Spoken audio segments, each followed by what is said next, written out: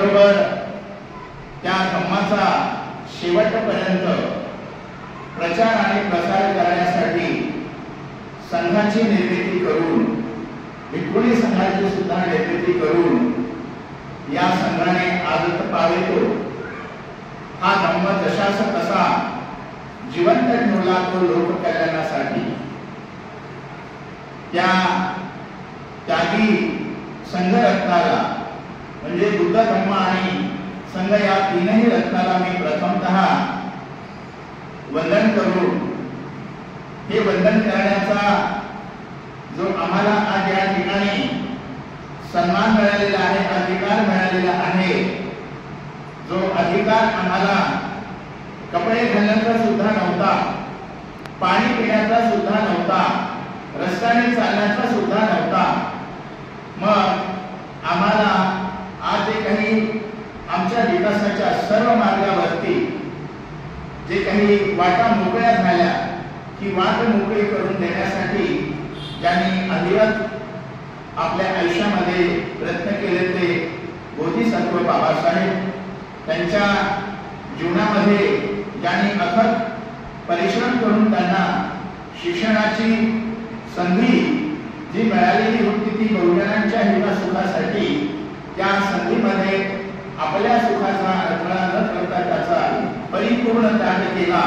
त्या त्यागमूर्ती रमामाता या दोन्ही महान मूर्तींना मी जन्मभर आयुष्यभर समर्पित राहून समोर आपण जे बसलेले सर्व उपासक जे की दुःखमुक्तीच्या मार्गात दुःखमुक्त होऊन सुखाच्या मार्गावर चालण्यासाठी प्रत्येक रविवारी या ठिकाणी येऊन बुद्धाने जी वाणी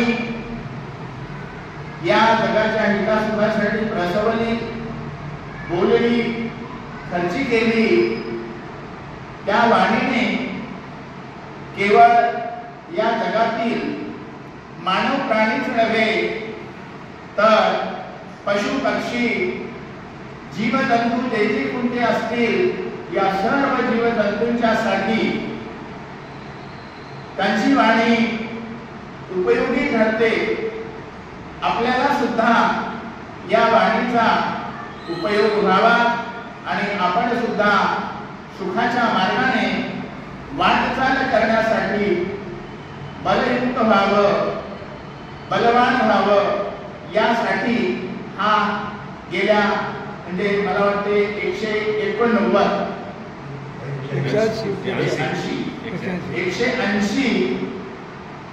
ही आपली साप्ताहिक वंदना आहे आणि या साप्ताहिक वंदनेला बघा 180व्या वंदनेला सुद्धा आपण आपला जो कोरम आहे तो पूर्ण ठेवलेला आहे. कमी जास्त होत असते परंतु मनुष्याला एकदा का बुद्धाच्या विचाराची गोडी लागली, मनुष्याने आपल्या मनामध्ये जेव्हा का बुद्धाच्या धम्माच्या संघाच्या अनुषंगाने आपल्या चित्तामध्ये श्रद्धा निर्माण केली की बाबा मला बुद्ध धम्म आणि संघ या तीन रत्नाच्या विचाराच्या शिवाय कुठेही जरी गेलो तरी समाधान लाभणार नाही, हा आत्मविश्वास जेव्हा माणसाच्या मनामध्ये निर्माण होतो तेव्हा कोणतीही व्यक्ती या मार्गावरती अरूढ होते. केवळ अरूढ होत नाही तर ते क्रमाक्रमाने सातत्याने क्रमवारीने त्या रस्त्यावर चालत असते. म्हणून आपण सारखं 180व्या वंदनेमध्ये सुद्धा हा आपला कोरम पूर्ण ठेवलेला दिसतो आहे. हे आपण कुणावर उपकार करतो आहोत का इथे येतो म्हणजे आपण दुसऱ्यासाठी काही करतो आहोत का? हे कर्म आपण दुसऱ्यासाठी करत नाही. हे कर्म आपण आपल्या स्वतःसाठी करत आहोत. कारण जगामध्ये कर्मच एक अशी प्रॉपर्टी आहे, कर्मच एक असं धन आहे की हे धन आपल्या जीवनामध्ये साथ देणारं असतं.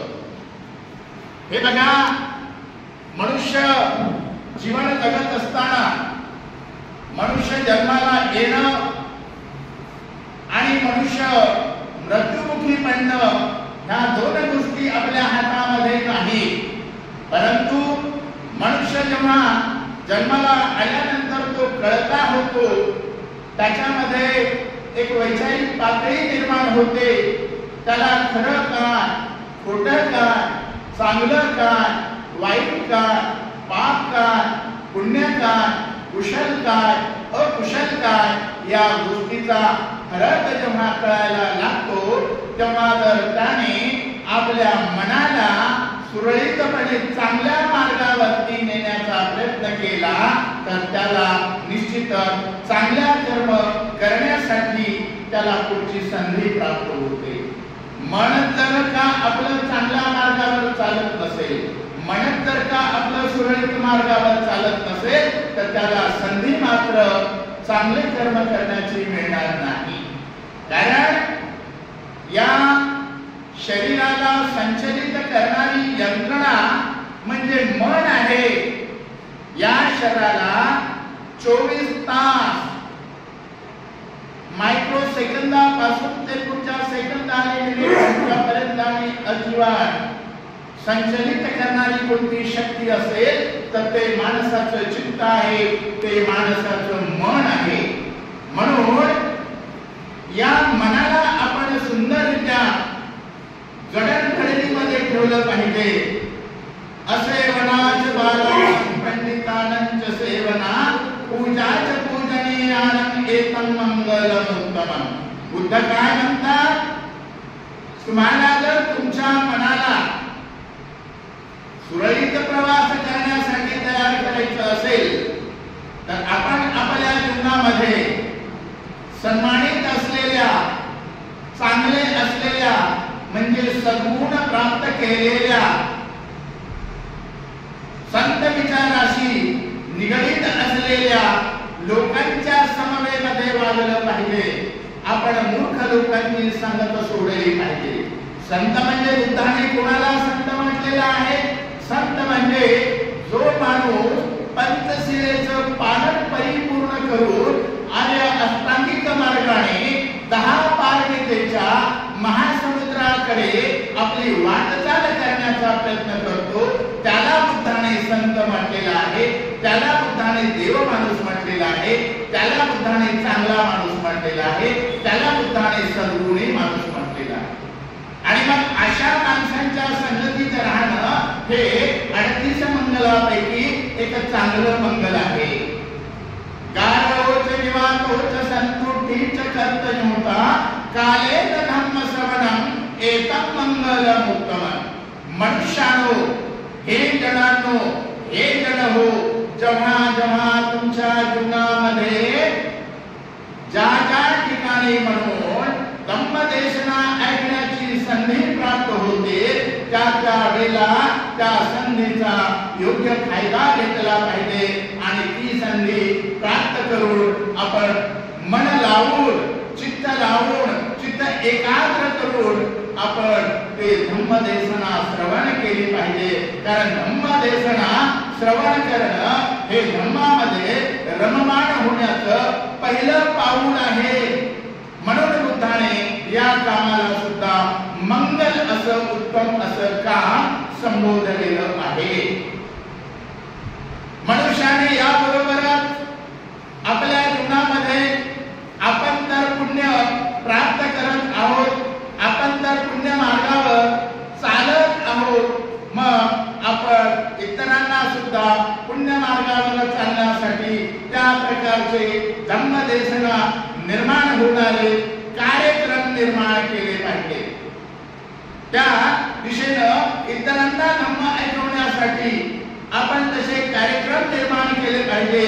ही गोष्ट सुद्धा धम्मामध्ये सुंदर अशी मानलेली आहे, मंगल अशी मानलेली आहे, उत्तम अशी बुद्धाने त्या ठिकाणी या गोष्टीला मानलेलं आहे. आणि आपण प्रत्येक वेळी दर रविवारी जो जो हा साप्ताहिक वंदनेचा कार्यक्रम केलेला आहे, सुरू केलेला आहे, तर हे आपल्यासह इतरांना सुद्धा या कार्यक्रमामध्ये सहभागी होता यावं आणि इतरांना सुद्धा दुःखमुक्त होता यावं, यासाठी बुद्धाने जी काही आपल्याला दिलेली संधी आहे त्या संधीचा आपण इतरांसाठी सुद्धा फायदा देण्याचा प्रयत्न करतो.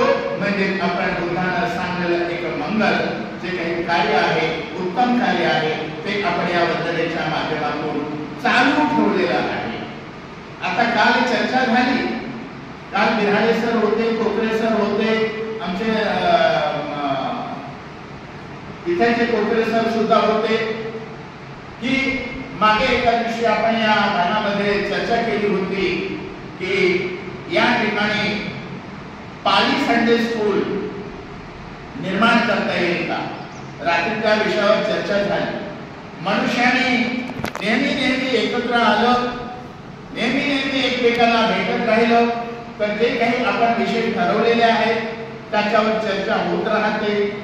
मागे जशी चर्चा झाली तर त्याला अपयश का आलं याची थोडीशी कारण मीमांसा झाली.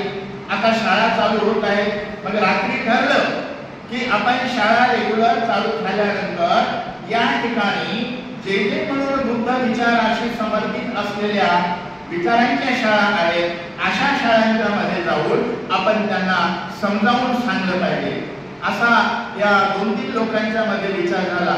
मला वाटते त्यावेळेला लॉर्ड बुद्धाचे गच्चेसर सुद्धा होते.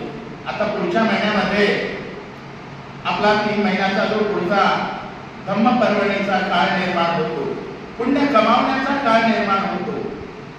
जिथे जिथे पुण्याची गंगा वाहत आहे त्या गंगेमध्ये आपल्याला किती पुण्य कमावता येते, किती संचित करता येते, हा वर्षावासाचा काळ आता निर्माण होणारा पुढच्या महिन्यापासून. तर त्यावेळेला आपण या संधीचा फायदा घेऊन वेगवेगळ्या शाळेमध्ये गेलो पाहिजे. मलाही वाटलं की मीही याच्यामध्ये सहभागी झालो पाहिजे. आता मी हजर होतो म्हणून ते मला वाटलं त्या बैठकीमध्ये. मीही म्हणालो, कोकरे सर, बिराडे सर, तुम्ही जेव्हा शाळांना भेटी देणार आहात 2-3 दिवस मला अगोदर फोन करा. मी त्यावेळेला सुद्धा पुन्हा या ठिकाणी 8 दिवसाचा मुक्काम करायला येईल आणि तुमच्या बरोबर त्या शाळेमध्ये फिरण्यासाठी मी सुद्धा तयार राहील. तर मनुष्याने असं एकत्र आल्यानंतर जी वेगवेगळ्या विषयावर अपूर्णता निर्माण झालेली आहे, तर ती अपूर्णता पूर्ण होण्याची संधी पुन्हा निर्माण होत असते. म्हणून आपण वेळोवेळी एकत्र आलं पाहिजे, वेळोवेळी आपण धर्म चर्चा केली पाहिजे, वेळोवेळी आपण धर्मावर लोकांना एकत्रित आणण्याचा कोणता उपाय आहे ते उपाय सुचवले पाहिजे, विचारात आणले पाहिजे. आपल्याला जे विचार येतात ते 4 माणसात मांडले पाहिजे. नाहीतर बाबा बऱ्याच वेळेला असं होते, मी कसं काय बोलू बाबा, इथं एवढी माणसं आहेत आणि मग आपलं त्याच्यामध्ये कसं बोलावं. अहो, आपण जे मनामध्ये आलं ते बोललं पाहिजे. असेल चूक असेल, बरोबर असेल. एखाद्या वेळेला इथे बसणाऱ्या प्रतिष्ठित माणसांच्या पैकी सुद्धा एखादा साधा माणूस सुद्धा चांगला विचार मांडू शकतो आणि त्याने जर तो मांडलाच नाही तर त्याचं ते सगळ्यांचं नुकसान होईल ना. म्हणून आपण विचार प्रत्येकाने एकमेकांच्या सोबत प्रदर्शित केला पाहिजे. आणि हा विचार प्रदर्शित करायचा असेल तर आपल्याला एकमेकांनी एकत्र आलं पाहिजे. एकत्र येण्याची फक्त एकच ठिकाणी योग्य अशी आपल्याला संधी मिळते, ती म्हणजे साप्ताहिक बुद्ध वंदनेची किंवा आणखी यासारख्या अनेक बऱ्याचशा ग्रुपमध्ये अशी संधी प्राप्त होत असते. त्या ठिकाणी त्या माणसाने तिथे संधी घ्यावी आणि त्याच्या संधीचा फायदा घेऊन आपण आपलं पुण्य अर्जित करावं. आपलं पुण्य अर्जित केलेलं त्या पुण्याचा काही भाग आपण इतरांना वाटप केला पाहिजे. आपल्याला जे पुण्य मिळते त्या पुण्याचा काही भाग इतरांना वाटप केला पाहिजे. याचा फार मोठा फायदा भगवान बुद्धाने सांगितला आहे. हे पुढच्या वेळेला कधीतरी मी आपल्या पुण्यामध्ये इतरांचा सहभाग ठेवणं किंवा आपल्याला मिळालेलं पुण्य इतरांना वितरण करणं याचं